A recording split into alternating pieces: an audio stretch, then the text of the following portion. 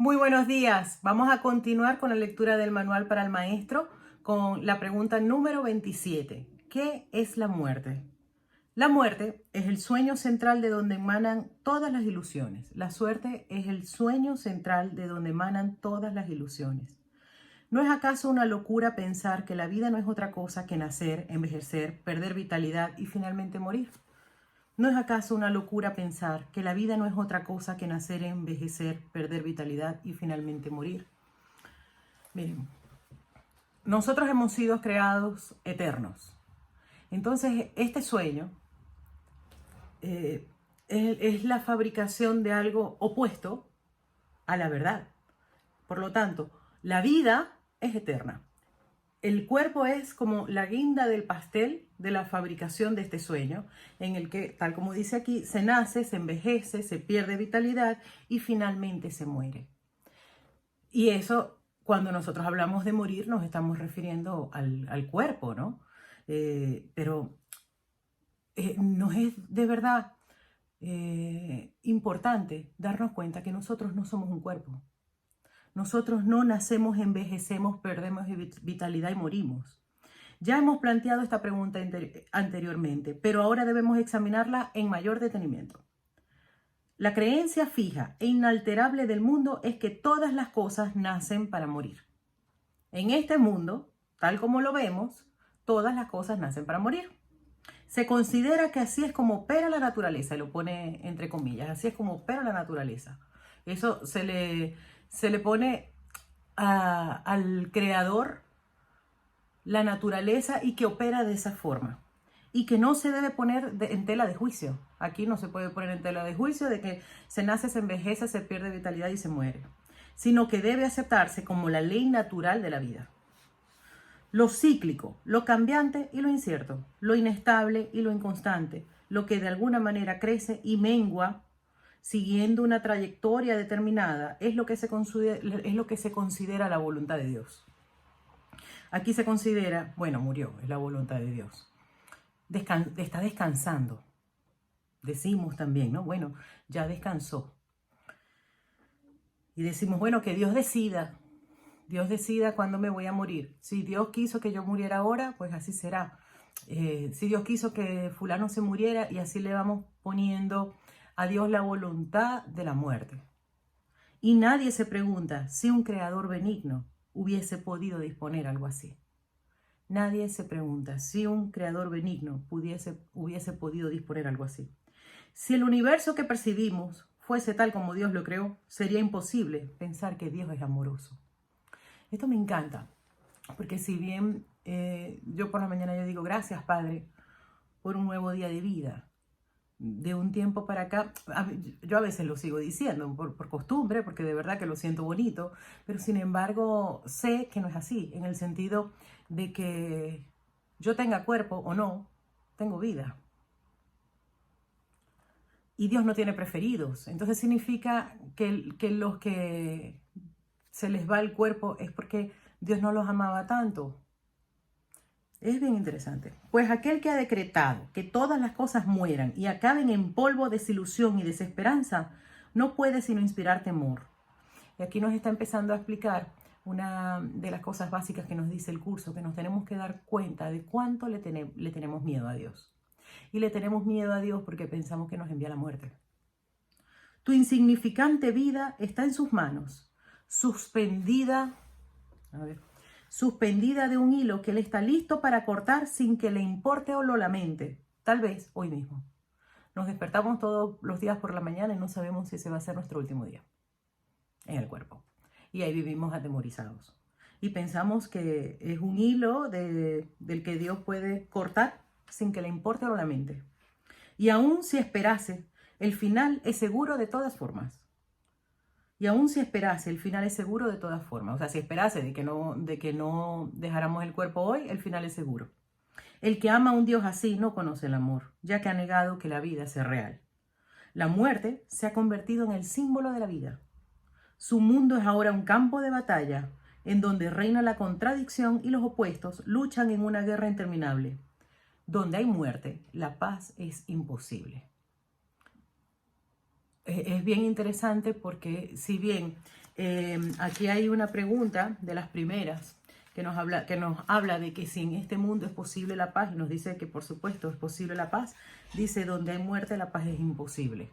¿Dónde está la creencia de la muerte? La paz es imposible. La muerte es el símbolo del temor a Dios. La muerte es el símbolo del temor a Dios. ¿Por qué es el símbolo del temor a Dios? Porque cuando nosotros fabricamos el sueño de separación, estaba basado en el temor a Dios. La muerte es el símbolo del temor a Dios. La idea de la muerte oculta su amor, oculta el amor de Dios y lo mantiene al margen de la conciencia, cual un escudo puesto en alto para bloquear el sol. Lo siniestro de este símbolo basta para demostrar que la muerte no puede coexistir con Dios. La muerte no puede coexistir con Dios. La muerte muestra una imagen del Hijo de Dios en la que éste acaba descansando en paz, lo pone aquí entre comillas. La muerte muestra una imagen del Hijo de Dios en la que éste acaba descansando en paz, en los brazos de la devastación. Descansando en paz en los brazos de la devastación, donde los gusanos lo esperan para darle la bienvenida. Y gracias a su muerte, prolongar un poco más su propia existencia. Gracias a la muerte, prolongan un poco más la existencia de los gusanos, a eso se refiere. Mas los gusanos están igualmente condenados a morir. Y de esta forma, todas las cosas viven gracias a la muerte. Este es el mundo de los opuestos. Entendamos este es un sueño de opuestos. Está la vida y está la muerte. Y de esta forma todas las cosas viven gracias a la muerte. Estoy viviendo porque sé que no me he muerto. En la naturaleza, el devorarse a unos a otros es la ley de la vida. Dios está loco y solo el miedo es real. Aquí nos devoramos unos contra otros. Hay unos que dicen que son más espirituales porque no comen carne, porque no comen pescado, porque no comen huevo. Que cada uno haga lo que quiera. Eso no es ni bueno ni malo. El punto es que nos tenemos que dar cuenta que aquí nos dice en el curso que la filiación también son las plantas, ¿no? Entonces también nos estamos devorando las plantas. Y en la naturaleza el devorarse a unos a otros es la ley de la vida. Dios está loco y solo el miedo es real. Esta es la conclusión cuando vemos la muerte. Dios está loco en crear una naturaleza así y solo el miedo es real. ¿Cómo no vamos a estar en miedo viendo la devastación y viendo cómo... Y fíjense que esto, devorarse unos a otros, no solamente en el sentido de comer, sino acuérdense que el sistema de pensamiento del ego también está basado en el que yo necesito lo que el otro tiene para yo completarme. Y lo que yo tengo está en duda porque me lo pueden quitar y así vamos por miedo. Y es una forma u otra de muerte. La extraña creencia de que una parte de las cosas mueren... la extraña creencia de que una parte de las cosas que mueren pueden seguir existiendo separada de lo que muere, tampoco proclama a un Dios amoroso, ni vuelve a sentar las bases para que se tenga confianza. Si la muerte es real para una sola cosa, la vida no existe. La muerte niega la vida. Pero si la vida es real, lo que se niega es la muerte. En esto no puede haber transigencia alguna. O bien existe un Dios de miedo o bien uno de amor. Esto no hay ninguna transigencia. O la muerte, si la muerte la creó Dios, Dios es un Dios de miedo. Pero Dios es un Dios de vida. Todo lo que Él crea es eterno. Y de hecho esa es la manera en que nosotros podemos ver todo lo que ha creado Dios. Si nosotros nos creemos un cuerpo, que el cuerpo va a llegar un momento en que va a desaparecer, vamos a pensar que mientras nosotros estemos pensando que somos un cuerpo que va a desaparecer, estamos en la equivocación de pensar que Dios creó algo que no es eterno. El mundo intenta hacer miles de transigencias al respecto y tratará de hacer 1000 más. Ni una sola puede ser aceptable para los maestros de Dios, ya que ninguna de ellas sería aceptable para Dios. Él no creó la muerte, puesto que no creó el miedo. Para Él ambas cosas están igualmente desprovistas de sentido. Miren, miren el video, si no lo han visto, de la pregunta de ¿son deseables los poderes psíquicos? En el que yo explico todo esto de la conciencia. Y he explicado que cuando estamos en el tope del nivel de conciencia, que estamos en el sueño feliz, estamos tan en comunicación de Dios que no se puede sostener más al cuerpo. Pero realmente el curso de milagros nos explica que nosotros seguimos estando en Dios. Esto fue todo solamente una jornada, es un sueño en el que estamos dormidos, pero nosotros seguimos estando en Dios. Y en ese sueño tenemos un cuerpo. Por lo tanto, en el momento que nosotros ya no tenemos el cuerpo porque hemos despertado, no porque seguimos en la ilusión de que morimos, reencarnamos y toda esta historia, sino cuando ya estamos en perfecta comunicación con Dios, el cuerpo no se puede sostener. Porque ya no hay miedo que lo proyecte, ya no hace falta, ya no hay una causa de donde proyectar algo que muera para que sea lo opuesto a Dios. Por eso realmente cuando se despierta no se va a ninguna parte, sino que se reconoce dónde realmente se está. Y ya no hay que proyectar un sitio distinto para escaparnos de Dios. Acuérdense que el cuerpo, por eso les decía ahora, que es como la guinda del pastel de la separación, en el sentido de que en todos los aspectos es contrario.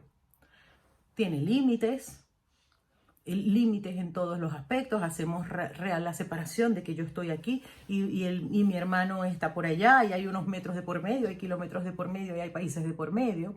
Entonces, es interesante que nosotros nos demos cuenta de esto. Varias veces nos dice el curso que el cuerpo no es nada.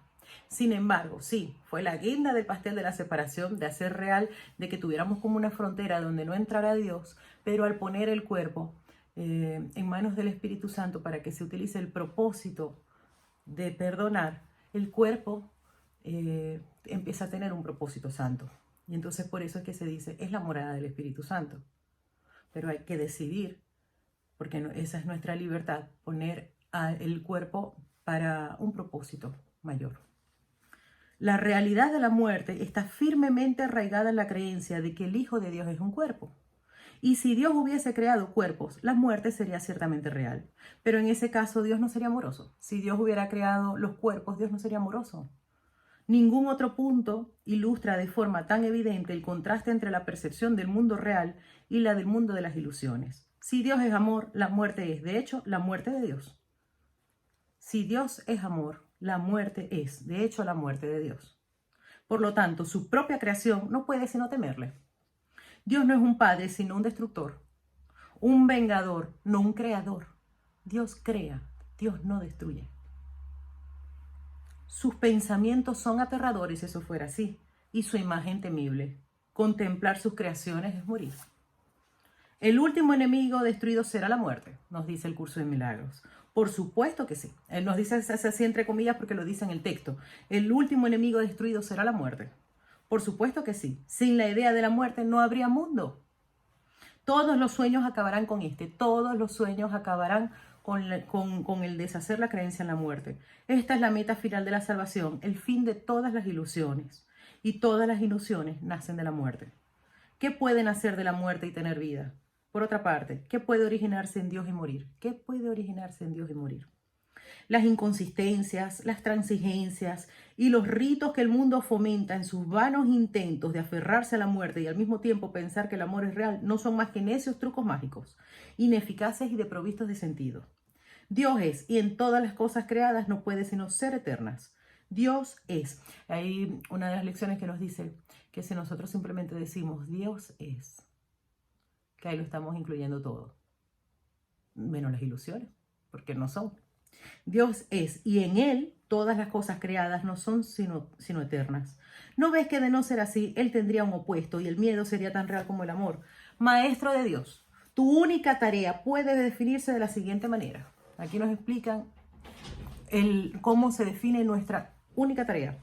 No hagas ningún trato en el que la muerte sea parte íntegramente. No hagas ningún trato en el que la muerte sea parte íntegramente. No creas en la crueldad, ni permitas que el ataque oculte la verdad en ti. Lo que parece morir tan solo se ha percibido incorrectamente y se ha llevado al campo de las ilusiones. De ahí que tu tarea sea ahora permitir que las ilusiones sean llevadas a la verdad. Las ilusiones sean llevadas a la verdad. Padre amado, tengo la ilusión de que puedo morir. Tengo miedo de que voy a morir. Me he confundido con que soy un cuerpo. Ayúdame, Padre. Mantente firme solo en esto. No te dejes engañar por la realidad, entre comillas, de ninguna forma cambiante. Por muy que veamos sólido algo que cambie, no nos dejemos engañar por esa realidad que aparentemente vemos, que es una percepción. La verdad no cambia ni fluctúa, ni sucumbe ante la muerte o ante la destrucción. ¿Y cuál es el final de la muerte? Nada más que esto, el reconocimiento de que el Hijo de Dios es inocente ahora y siempre. ¿Por qué nos dice que es el final de la muerte? Porque ya no necesitaríamos cuerpo. Ya no necesitaríamos cuerpo. Nada más que esto, el reconocimiento de que el Hijo de Dios es inocente ahora y siempre. ¿Por qué? Porque el cuerpo es la proyección de una culpa. Y al reconocer lo que somos inocentes, se deja de proyectar el cuerpo. De hecho, dice, si se han estado viendo los videos de estos últimos del Manual para el Maestro, hay varios en el que explica que cuando la persona ya está despertando, el próximo paso lo da Dios, y también explica el curso de que el cuerpo llega a un momento en que ya no es necesario, pero no es que muere el cuerpo. Nada más que eso, pero no olvides que tampoco es menos. Nada más que esto, el reconocimiento de que el Hijo de Dios es inocente ahora y siempre. ¿Cuál es el final de la muerte? El reconocimiento de que el Hijo de Dios es inocente ahora y siempre. Nada más que eso, pero no olvides que tampoco es menos. Mientras tengamos un cuerpo, porque todavía hay culpa. Según vamos perdonando, va deshaciendo esa culpa. Y llega un momento que ya no se sostiene cuerpo. Pero no tengamos miedo por ello. Vayamos al perdón, que primero pasamos por un sueño feliz. Y allí la inocencia es lo único que vamos a extender. Bueno, bendiciones y milagros a todos. En nombre de Jesús, tal como nos dice aquí el Manual para el Maestro. Bendiciones.